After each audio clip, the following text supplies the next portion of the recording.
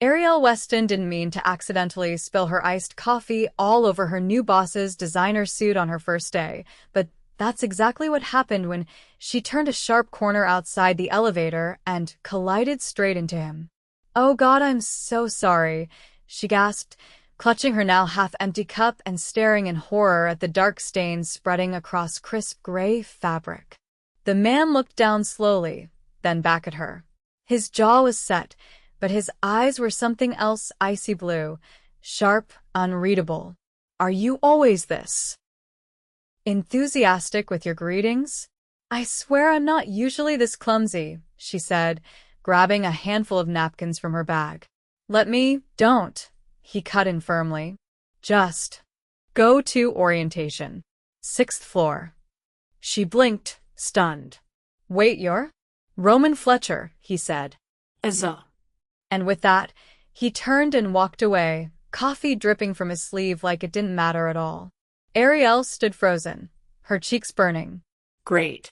First day at Fletcher Tech, and she'd already doused the millionaire founder in oat milk and espresso. Roman Fletcher had one rule: no office romances. Ever. Not after the last one nearly cost him his company. He'd built Fletcher Tech from his college dorm room to a multi-million-dollar empire in under 10 years. Now he had over 600 employees, 3 offices, and a constant line of venture capitalists trying to throw money at his next project. He didn't have time for distractions, especially not ones with wide brown eyes and a mouth that said too much, too fast. Still, something about the girl from the elevator stuck in his mind. Arielle Weston, marketing associate, fresh hire, 2 degrees, glowing references, and a file photo that didn't do her any justice. He shook the thought out of his head. It didn't matter how determined or bright-eyed she was. He didn't do this anymore. Not after the headlines. Not after Allison. Arielle had never worked in a place like this before. Glass walls, espresso bars, conference rooms with imported leather chairs and views of the skyline. Everything screamed money, and not just any money. Old money. Smart money. Roman Fletcher money. She'd worked 3 jobs through grad school. Her last office had flickering lights and a vending machine that ate your dollar bills. This place had biometric scanners and someone who refilled your water glass before it was even empty. But it wasn't just the luxury. It was the challenge. She wasn't here to coast. She was here to prove herself. And if her new boss thought she'd go unnoticed after that coffee incident, he had another thing coming. The next week, Arielle pitched her first campaign idea during a team meeting. Roman happened to walk in halfway through. Her throat tightened, but she kept going. Her voice didn't shake. She talked about user engagement, brand loyalty, and target markets like she'd been doing it for years. When she finished, the room was quiet for a beat too long. Then someone clapped. Then another. Then more. Roman didn't clap, but he stayed until the end. "You're ambitious," Roman said later that day, catching her alone in the hallway. "That can be dangerous." "For who?" she asked, lifting her chin. He studied her. "For you." She didn't flinch. "I'm not afraid of a challenge." I noticed. He started to leave, then paused. "That pitch," he said. It was good. The compliment landed like a firework in her chest. "Thanks," she said quietly. But he was already walking away. Over the next few weeks, she kept showing up. With ideas. With results. With a spark in her eyes that refused to be ignored. Roman tried to keep his distance. He really did. But every time he walked past her office and saw her sitting at her desk, hair tied up, glasses on, scribbling notes or arguing over strategy, he felt something stir. Not lust. Not infatuation. Interest. Real, dangerous interest. "You don't like me, do you?" Arielle asked one night after a company event, catching him by the elevator again. "I don't have to like my employees," he said flatly. She tilted her head. "That's not a no." He exhaled. "Arielle, you don't scare me," she said, stepping closer. "You should." "Why?" Because I don't do this, he said, voice low. Office romances. Ever. She folded her arms. Why not? He stared at her, and for the first time, she saw something flicker behind those blue eyes. Regret. Pain. Something old and buried. Because it never ends well, he said. Maybe this time it could, she said softly. He looked at her like she'd just asked him to jump off a cliff. And maybe, in a way, she had. The next morning, he sent her a bouquet of white lilies. No note. Just his assistant's business card clipped to the side. She smiled when she saw it. A crack, she thought. And all cracks could widen if you knew where to press. Roman didn't know what he was doing. He'd sworn off this. But the girl was relentless. Not in a pushy way. In a quiet, stubborn, maddening way that made him start watching the clock for her presentations. That made him start asking around about her ideas. That made him start hearing her voice in his head when he made decisions. She wasn't afraid of him, and that made her dangerous. But he couldn't look away. "You're not going to fire me, are you?" she asked one afternoon, handing him a report in his office. He looked up from his desk. "For what?" "For making you think about breaking your own rule." He leaned back, studying her. "You think you've gotten that far?" She grinned. "I know I have." Roman didn't smile, but the corner of his mouth twitched. And for the first time in a very long time, he realized he was in trouble.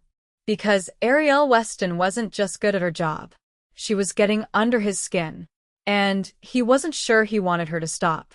"You don't take no for an answer, do you?" Roman's voice wasn't sharp. It was measured, quiet, like a thought spoken out loud rather than a challenge. Arielle glanced up from the mock-up board she was pinning onto the conference room wall. "Depends who's saying it," she replied, not missing a beat. "And what they're saying no to." Roman stepped farther into the room, his hands in the pockets of a navy suit that looked like it cost more than her entire student loan debt. The rest of the team had already left after the late strategy session, but she'd stayed behind, tweaking the visuals to match the analytics just right. He stood silently for a moment, watching her rearrange the headers. Then, "You didn't need to stay late. That presentation was already solid." "I didn't stay because I had to," she said, glancing over her shoulder. "I stayed because I want the campaign to make an impression, not just look good on paper."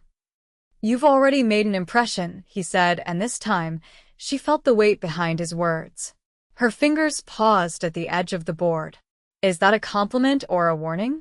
"That's the problem," he said. "I'm not sure anymore." She turned then, facing him fully. There was something different in his expression tonight. Less guarded. Less calculated. And for the first time, she saw a flicker of uncertainty in a man who always seemed 2 steps ahead of everyone else. "Why do you keep showing up like this?" he asked, not moving. "Late nights. Extra work. Challenging every decision I make like you're trying to provoke something." "Because I believe in this," she said. "In the work. In what we're building here. But if you're asking why I challenge you, maybe it's because I don't think anyone else does." He didn't respond right away. The silence stretched long and taut. "You know what happens when people get too close to me in this company?" he said finally. "They either regret it or they use it." "I'm not afraid of regretting things," she said. "And I don't use people." Roman's breath caught like he wasn't expecting that answer. Or maybe he just wasn't used to hearing honesty that wasn't wrapped in flattery or ambition. She wasn't trying to get anything from him. She already had his attention. What she wanted now was his trust. "I have a dinner meeting tomorrow night at Kingsley," he said suddenly, eyes narrowing slightly. "Potential investors from Berlin. I want you there." She blinked. "Me? Why?" "You understand the new campaign direction better than anyone. They're interested in the consumer engagement model you built. You'll speak to it better than I will." "I've never been to Kingsley," she said, surprised. "You'll need something appropriate," he added. "I'll have someone send options to your place." "I can pick out my own clothes," she said, raising an eyebrow. His mouth tilted just slightly, not quite a smile, but something close. Consider it a professional courtesy. Right. Because you do that for all your employees. No, he said. Just the ones who keep me up at night. She opened her mouth, but no words came. And by the time she found something to say, he was already gone. The box arrived the next morning. Not a dress, but 3. Each one more beautiful than the last. All of them from designers she'd only seen on red carpets. She chose the one that felt closest to her style, not too flashy, but elegant in a way that made her feel like she belonged at a table where people discussed multi-million-dollar investments over duck confit and vintage wine. Roman was already at the table when she arrived. The investors were seated beside him, speaking in German-accented English, laughing over something he'd said. When he saw her, he stood. "Arielle," he said, pulling out the chair beside him. "This is Matthias and Helena. They've flown in to discuss the European expansion." "Pleasure to meet you," she said, shaking their hands. Helena smiled. "Roman said we wouldn't be disappointed." Arielle's heart skipped, but she kept her tone even. "I hope I live up to the sales pitch." Dinner unfolded like a dance: questions, answers, counterpoints. Arielle held her own, explaining her projections with confidence, mapping out the strategy with clarity that made the investors nod with interest more than once. After dessert, Helena leaned in toward Roman. "She's brilliant," she said, motioning toward Arielle. "Don't let her go." "I don't plan to," Roman replied without hesitation. The words landed between them like a challenge. Or a promise. Back in the car, Roman didn't speak at first. His driver took them through the city, the skyline glowing through the tinted windows. Arielle kept her hands folded in her lap, unsure whether to comment on the evening's success. "I didn't bring you there to test you," he said finally. "I brought you because I trust you." She turned her head toward him. "That's not something I expected you to say." "I didn't expect to say it." The car slowed outside her building. She reached for the handle. "Arielle," he said, stopping her. She looked back. "I've been wrong before," he said. "About people. About what I thought I needed to protect." "What are you protecting now?" "Myself," he said. "And maybe you."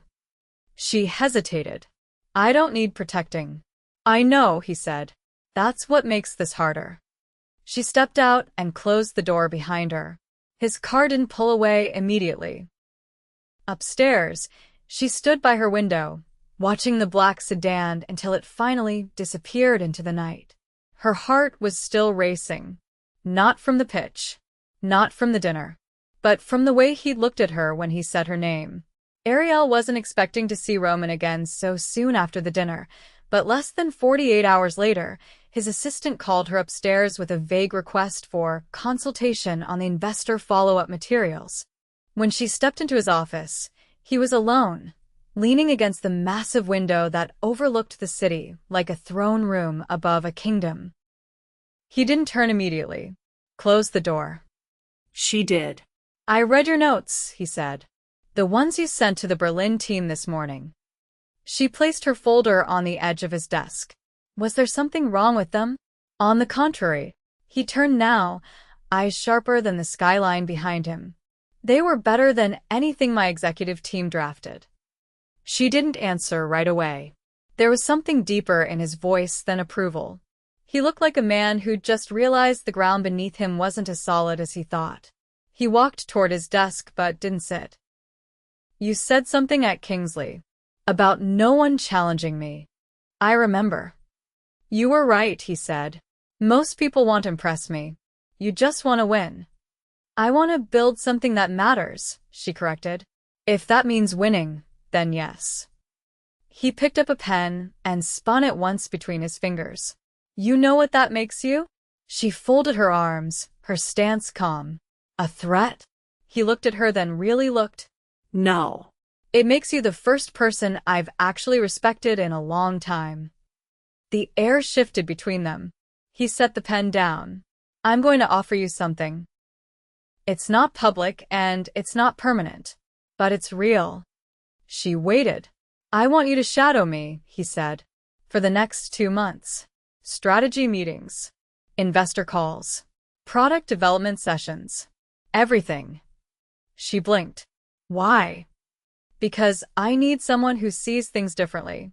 Someone who doesn't filter their ideas through what they think I want to hear. If I say yes, what happens after 2 months? That depends on you, he said. And me. She narrowed her gaze. Is this about work, Roman? Or something else? I don't know anymore, he said quietly. She didn't give him an answer right then. She walked out without a yes or no, and he let her go. But the next morning, she was waiting outside his office at 8 sharp with a notepad and 2 coffees. I don't like cream, he said, taking one. I know, she replied. That one's mine. He stared at her for a second, then nodded once. Let's get started. The next few weeks moved fast. She sat in on meetings that most senior staff weren't even aware of. She watched as Roman dismantled proposals in under 10 minutes and rebuilt them into something sharper. She saw how his mind worked quick, ruthless, brilliant. And she saw something else, too. The way he carried tension in his shoulders, the way his jaw tightened during calls with the board, the way he stared at his phone for just a second too long when it buzzed with certain contacts. He never brought up Allison, but her name appeared once in an old strategy file, buried in a footnote. Arielle didn't ask. She didn't need to. She could see the way Roman's expression changed when the past crept in like a door he'd slammed shut years ago, but still locked twice every night. In return, he saw her. Not just her work ethic or her ideas, but the way she never flinched, never backed down. When a senior VP tried to take credit for her analytics model during a product meeting, Roman didn't say a word. He just looked across the table at her and waited. She dismantled the VP's numbers in under 2 minutes. The man didn't speak for the rest of the session. Later that night, Roman stopped outside her office. She was alone again, sorting through notes. You didn't need me to step in, he said. She didn't look up. I know. He stepped inside. Why didn't you? Because I wanted you to see I could handle it. He leaned against the edge of her desk. I did. For a moment, neither of them moved. Then she said, if you're waiting for me to ask where this is going, I'm not going to. Why not?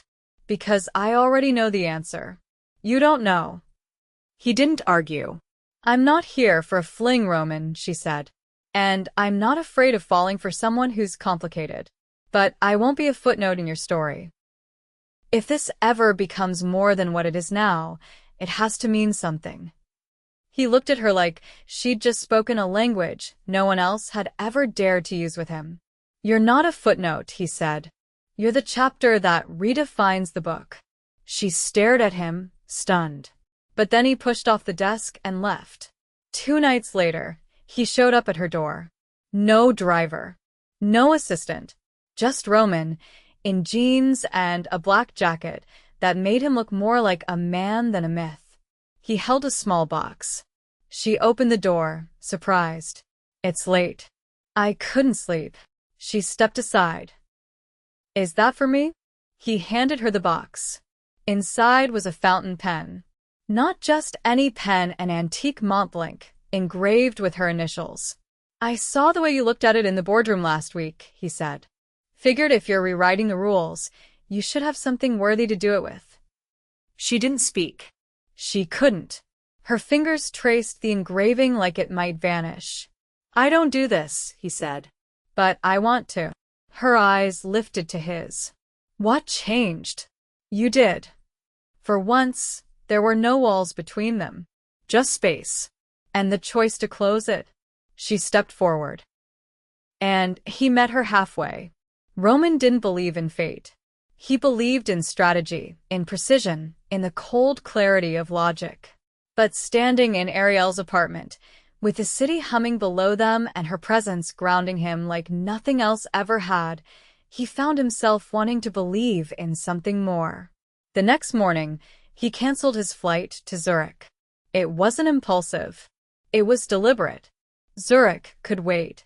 What he was building with Arielle, it couldn't. He didn't tell her he'd made that choice. Not yet. But when he saw her walk into the office wearing that quiet confidence she wore like armor, he knew he'd made the right one.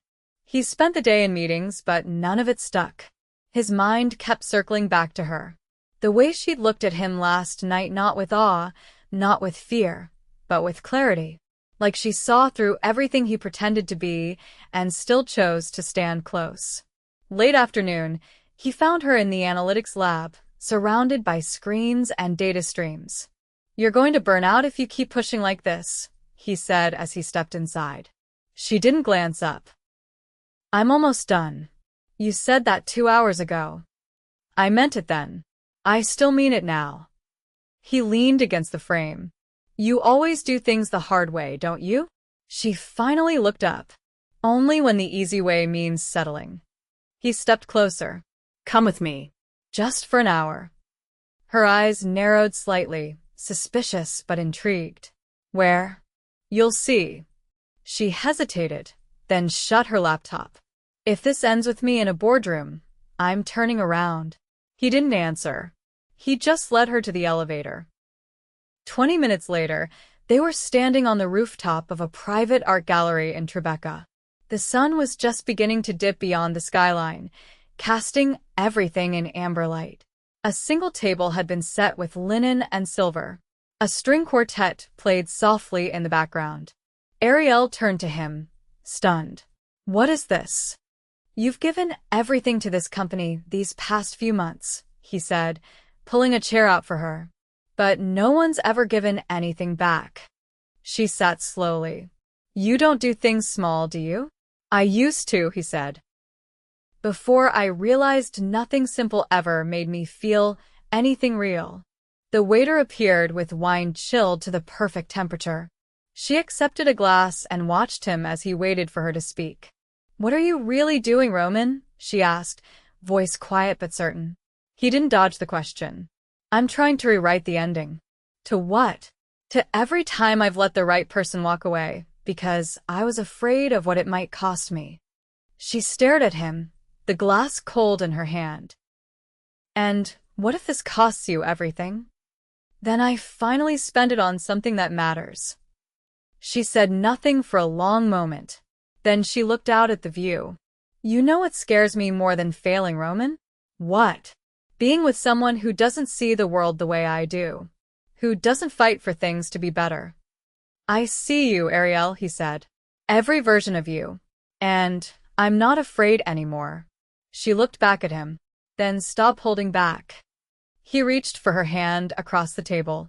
"Come with me to the shareholder gala tomorrow night." "As my date." "You're not worried about appearances anymore?" "I'm done hiding what I want." She didn't answer right away. Then she nodded once. "Then I guess I'll need a dress." "I already called your favorite designer," he said. "It's being delivered tonight." She blinked. "Of course it is." The next evening, the gala was held at the Grand Marston Hotel. The ballroom shimmered with crystal chandeliers and gold accents, and photographers lined the entrance, waiting for the faces of the night. When Arielle stepped out of the car beside Roman, every camera turned. She didn't flinch. Roman's hand found the small of her back, anchoring her with a touch that said everything he hadn't said in front of the cameras. Inside, the room buzzed with power and wealth. Investors in tuxedos. Executives in silk. But Roman's eyes never left her. Halfway through the evening, a board member approached, glass in hand. "Didn't think we'd see you with anyone, Roman." He glanced at Arielle. "That's because I hadn't met the right person yet." Later, as the music slowed and the lights dimmed, he led her onto the dance floor. "You're not afraid of being seen anymore," she said as he guided her through the steps. "I'm not afraid of anything when I'm with you." She rested her hand against his chest. "What happens after tonight?" "I move your desk upstairs."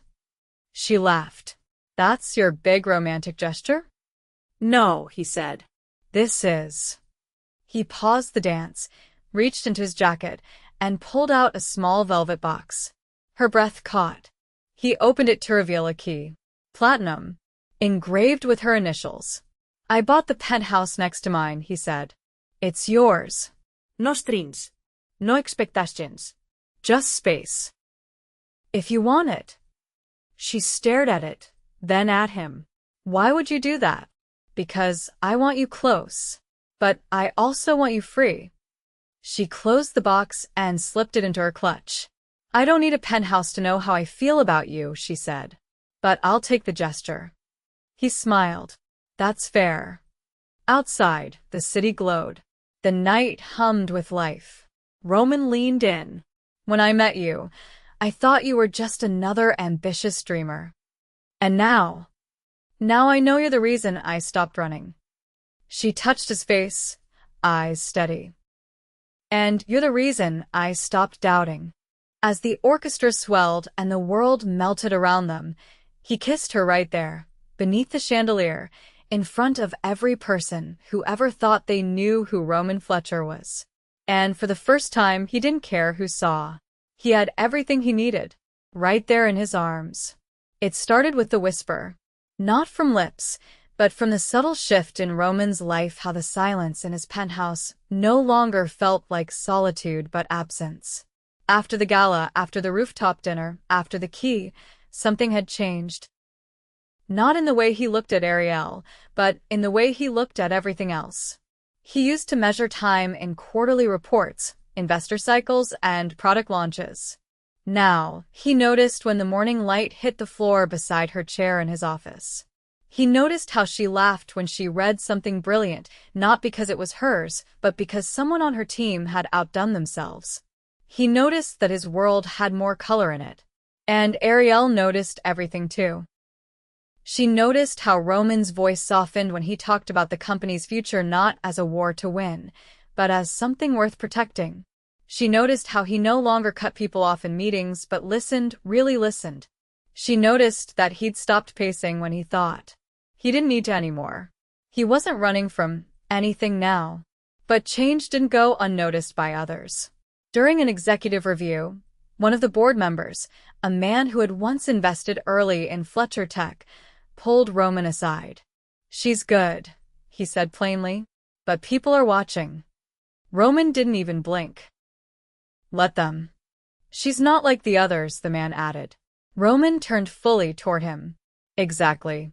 Later that night, as they walked through Bryant Park after a late dinner, Arielle pulled her coat tighter against the wind. You know they're talking, she said, keeping her voice light. People don't like when the rules change. They'll get used to it. And if they don't, Roman slowed his pace. Then they're not part of what's next. She stopped walking. You're really doing this. All of it. He looked at her, and there was no hesitation in his eyes. I already did. The moment I realized you weren't a chapter in the story. You're the rewrite. She exhaled. I'm not good at letting people in. I'm not good at staying out. They both laughed, and it wasn't guarded or careful. It was full and real and new. When they got back to his building, she paused before stepping into the elevator. There's something I haven't told you, she said. He waited. I got an offer, she said. From a VC firm. They want me to consult full-time. It's a big deal. They're offering equity. Roman's jaw didn't tighten. His eyes didn't cloud. He just nodded once. And, do you want it? I wanted to tell you first. That's not what I asked. She looked up at him. I want to build something that's mine. But I don't want to lose what we have. He reached out and pressed the elevator button, then took her hand in his. Then let's build it together, he said. She blinked. What? I've been thinking about something. A new division. Something outside the scope of Fletcher Tech. You'd lead it. Total autonomy. Your vision, your rules. And not because I'm trying to keep you here, he added quickly. Because I believe in what you can do. And I want to be the man who invests in you in all the ways that matter. She stared at him, stunned. You do that. I already did, he said. The moment I let you in. They rode up in silence. But it wasn't awkward. It was full. like everything unsaid had already been heard. 3 months later, Arielle stood on a stage in Soho, unveiling the launch of their joint venture, an incubator for women-led startups, backed by Fletcher Tech, but independently operated. She wore a navy jumpsuit, sleek and confident, and Roman stood in the wings, watching her like she was the future. Because she was. After the event, as the crowd filtered out, she found him leaning against a column, arms crossed, a rare softness in his expression. "You should be up there," she said, approaching him. He shook his head. "This was your moment. You helped make it happen." "I just opened the door," he said. "You built what's on the other side." She stepped closer. "You know, you're not the man I met in that elevator." He tilted his head. "No." "No," she said. "You're better." He leaned in, voice low. "I'm only better because of you." That night, he surprised her with a dinner on the roof of the building that now housed her new office. There were no photographers, no press, no velvet boxes. Just candles, 2 wine glasses, and a quiet kind of peace. As they ate, she looked around the space. "You ever think about what comes next?" she asked. "I used to think it was an acquisition. A legacy. Now." He met her eyes. "It's a life." "And what does that look like?" He pulled something small from his pocket and set it between them. "Not a ring, not yet, but a house key." "I've been thinking about building something more permanent," he said. "Away from the skyline. Something with a garden. Maybe even a dog." "You interested?" Her throat tightened. "You want me there?" "I want to build it with you," he said. "From the ground up." She reached out, took the key, and smiled. "Then let's start drawing the blueprints." They didn't rush anything after that. They didn't need to. Because every day they built together, every project, every late-night brainstorm, every quiet coffee in the morning was another brick in the foundation of something real. And when, a year later, Roman walked Arielle down the aisle of a private vineyard in Tuscany surrounded by only their closest friends and family, there wasn't a single question left between them. Not about trust, not about worth, and certainly not about love. Because in a world that once revolved around power and precision, they had found something infinitely more valuable: belonging. They built a life filled with purpose, laughter, and fierce partnership. And every morning, when Roman brewed 2 cups of coffee and set one on Arielle's desk before their days began, he was reminded that the best thing he ever did wasn't founding a company. It was falling in love with the woman who never let him forget what it meant to truly live.